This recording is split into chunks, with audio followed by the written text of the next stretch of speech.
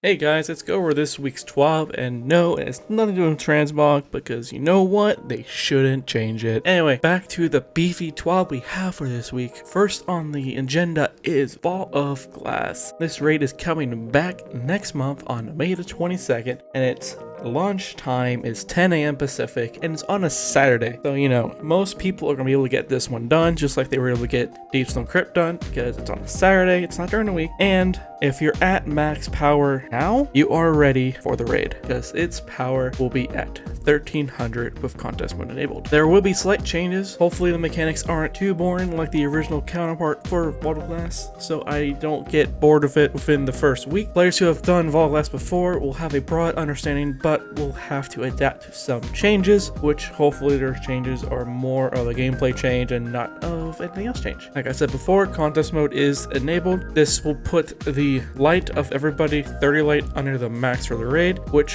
for that season will be 1300. World's first is going to be a little bit different. First you must beat the raid, then you must do the triumphs in another raid run to grab world's first. These are going to be during challenge mode, which is interesting because if a team fails to do a challenge mode for the triumphs, it is a wipe for the encounter, which I hope they bring this into like the challenges they do for the rest of the season, because you know, causing everyone on the team to do something is always good for a raid.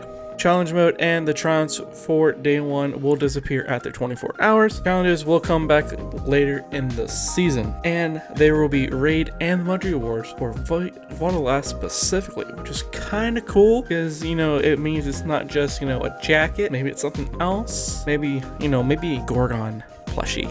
That'll be cool. Another thing about the raid, it is not going to be in open space, so you can't have random guardians just showing up and helping you out before the entrance. It is a private space, and no, you can't abandon the mission to explore Venus. I know how you guys think and how much you want to do that. Now on to the part of the trial that a lot of people just don't like, the Sandbox changes. They are going towards more heavy weapons are given specific rules for gameplay. There's gonna be more of that in the TWAB itself. I'm not gonna go into it just because, you know, it's for people who actually want to play it by the way RPGs and MMOs are. It's cool, but I'm probably going to be using the meta as I always do. They go over how they go about balancing, which is in two main things: big swings, make a big change that we believe will imminently encourage new player behavior, most useful when we need to nerf or buff something hard enough that everyone can tell that it happened, with the exception that we may need to dial the tuning in a later release. Examples would be 120 hand cannon buffs in Beyond Light, or the rocket launcher buff in Season of the Chosen. Incremental changes is the other one. Take something that we feel isn't far from what we need it to be and nudge it a little at a time. Most useful when we don't need to overcorrect or make something overpowered, or when we don't want to make it a change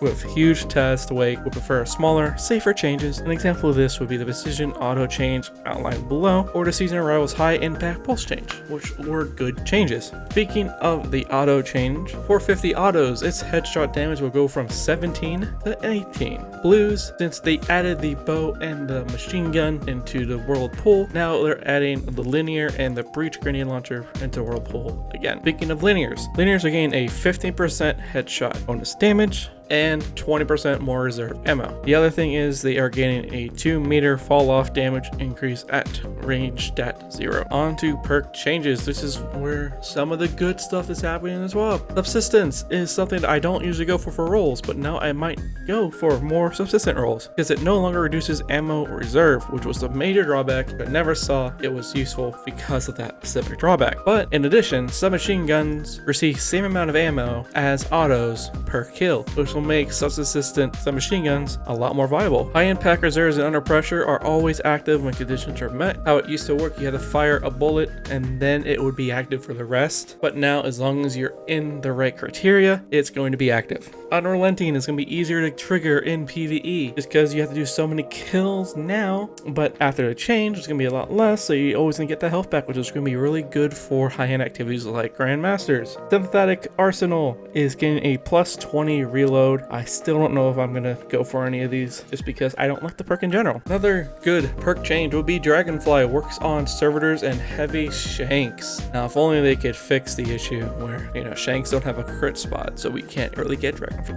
Anyway, hipfire grip 1 degree precision hipfire angle threshold plus 1.2x recoil stickiness fall off distance. This might actually make last word even more than it already is for controller players. Iron Grip, Iron Gaze, and Iron Reach. All of them are getting their secondary stat penalty reduced from 40 to 30. Omnosis and Elemental Compactor. Omnosis now switches the weapons to stasis damage when playing a stasis subclass. This should work for any mechanics that acts for stasis damage. Also creates stasis visual effect for all weapon types that Omnosis can appear on, which is, I'm interested to see how this plays out. Elemental Compactor, when stasis subclass grants plus recoil direction and reduces aim down sight movement speed penalty. That might be really cool on things like snipers and shotguns. No distractions is actually getting buffed. Reduced trigger time from 1.5 seconds to 1 second and increased flinch reduction from 30 to 35. This might actually bring out